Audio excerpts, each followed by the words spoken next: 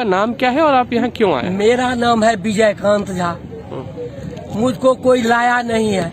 मैं किसानों का आंदोलन हो रहा है उससे प्रभावित होकर यहाँ आया ताकि किसानों की एकजुटता को प्रदर्शित कर सकूं और यहाँ अपनी विचारों को किसानों के समक्ष रख सकूं, किसानों की बातों को सुनूं। इससे हमें जानकारी मिलेगा और सरकार पर इसका असर पड़ेगा।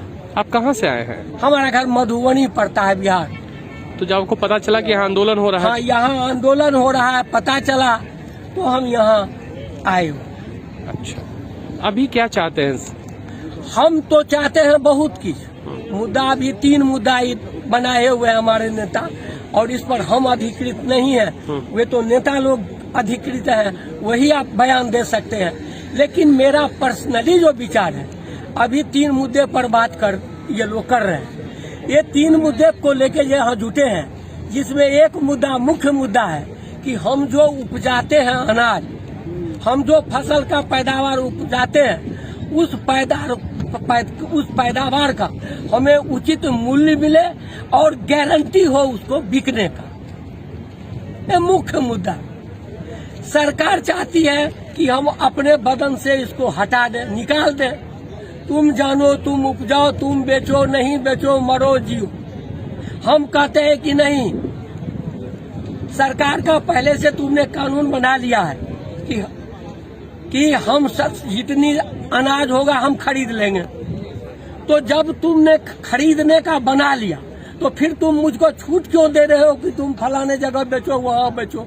अगर हमको ये छूट रहता तो फिर हमको तो बेचने का जो, तो तुमको कहने का जरूरत क्या था?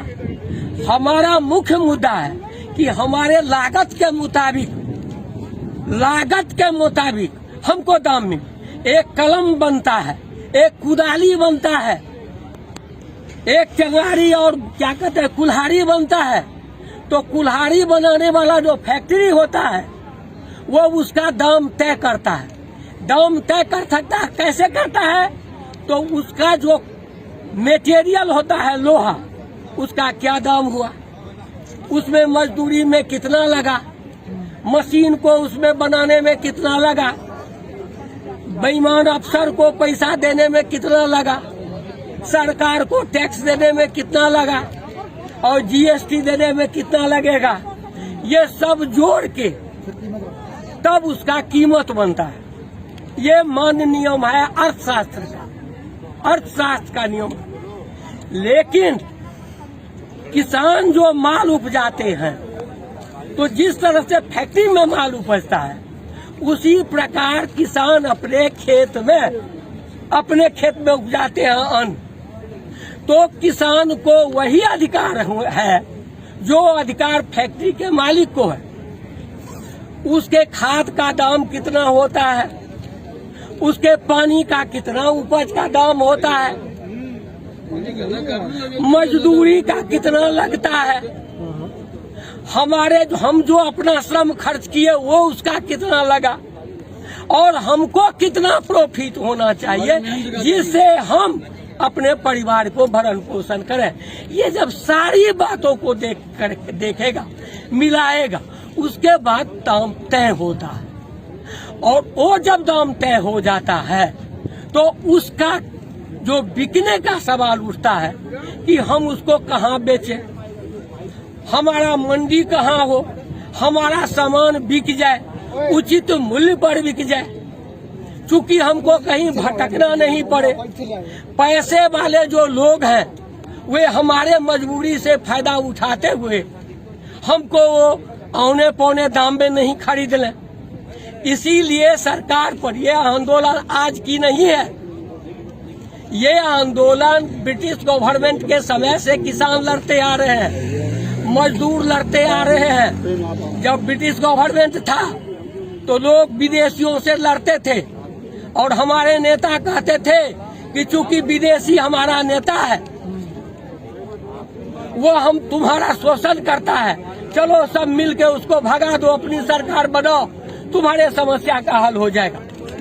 लेकिन जब ब्रिटिश गवर्नमेंट को हमने भगाया तो भगाने के बाद बेईमानों ने इस पर कब्जा जमा लिया, पैसे वालों ने इस पर कब्जा जमा लिया और पैसे वाले ने कब्जा जमा के इसके नीति को, इसके विचार को कैद कर लिया।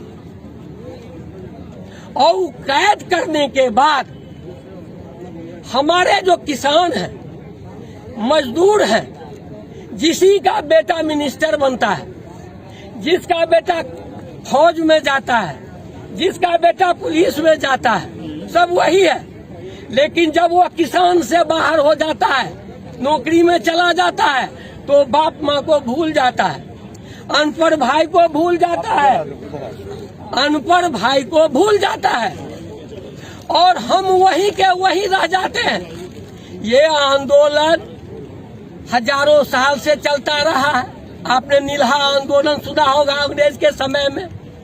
आपने सुना होगा कि जब हमारे रंजीत सिंह, महाराजा रंजीत सिंह के समय की बात है, जब गोरी, ये अब्दाली, गोरी, ये जो बाहर के लोग हैं वे हमारे देश पर कब्जा कर लेते थे। खास करके जो बॉर्डर साइड के लोग हैं, राजस्थान, हरियाणा, पंजाब, जम्मू कश्मीर, गुजरात, ये जो बॉर्डर के लोग हैं वे सदा से ही पिसते आ रहे हैं। वे सदा से इस देश के रक्षक हैं। हमारा घर नेपाल के बॉर्डर पर पड़ता है। हमारे यहाँ अहमद शाह अब्दाली कभी लूटने नहीं गया। हमारे बाप पुरखों ने लड़ाई नहीं लड़ा। लड़ाई किसने लड़ा देश के लिए? पंजाब, राजस्थान, गुजरात, जम्मू कश्मीर, हरियाणा, इन्होंने बहुत सारे कुर्बानियां दी। 1000 वर्ष तक देश गुलाम रहा। देश में कोई ऐसा नेता नहीं हुआ जो इस देश को संभाल सके। हजारों वर्ष के बाद, लड़ाई के बाद, मुगल शासन को खत्म करके, अंग्रेजों को भगा के हमने अपना सरकार बनाया। शुरू में जब 1952 में हमारा चुनाव हुआ, विधिवत रूप से हमारी सरकार चली। पंडित जवाहरलाल नेहरू हुए, उन्होंने बहुत सारे कारखाना लगाए। उनके समय में कारखाने भिलाई, बोकारो वगैरह वगैरह जहाँ तहाँ चला। उससे पहले यहाँ कोई मशीन नहीं था, कोई विचार नहीं था, कोई अपना देश नहीं था, कोई ये नहीं था, तो उन्होंने लगाया। बाद की सरकार जो हुई, खास करके इंदिरा गांधी की बात की, जितनी भी सरकार हुई, जो भी सरकार हुई, एक भी बड़े कारखाने को लगाने का काम नहीं किया। और क्या किया? तो इस कारखाने को बंद करने का काम किया। सरकार की जो पूंजी है उसको घटाने का काम किया। मैं एक बात आपसे कहना चाहता हूँ, यह जो देश है, देश की जो सरकार है और एक परिवार, जो परिवार है वही देश है, जो देश है वही परिवार है। जिस तरह से हम अपने परिवार को चलाते हैं उसी प्रकार यह देश चलता है। परिवार में हम 5 आदमी हैं, हम पांचों मिल के कमाते हैं और पांचों मिल के खाते हैं। उसमें बच्चे भी हैं, बूढ़े भी हैं, सब हैं। और परिवार का जो गार्जियन होता है, बुजुर्ग होता है, वह बुजुर्ग क्या करता है? तो अपने वो कम खाता है, अपने वो भूखा रहता है, बच्चों को खिलाता है, पहले बूढ़ों को खिलाता है, पहले बच्चों को पढ़ाने के लिए पैसा देता है, बच्चों को नौकरी के लिए बाहर जाएगा उसके लिए पैसा देता है। लेकिन हमारी जो ये परिवार की सरकार है, ये सरकार का यही काम है। लेकिन ये क्या करता है? तो ये जो इसके बच्चे हैं, इसके अंग हैं, किसान हो, मजदूर हो, नौजवान हो, विद्यार्थी हो, देश के जितने भी लोग हैं, सरकारी पेशा में हैं, डॉक्टर हैं, इंजीनियर हैं, सब देश के संतान हैं। तो देश का जो मालिक है उसका जिम्मेवारी बनता है कि हम सबको लेके चलें और सबको सुविधा दें, सबको विकास करने का मौका दें।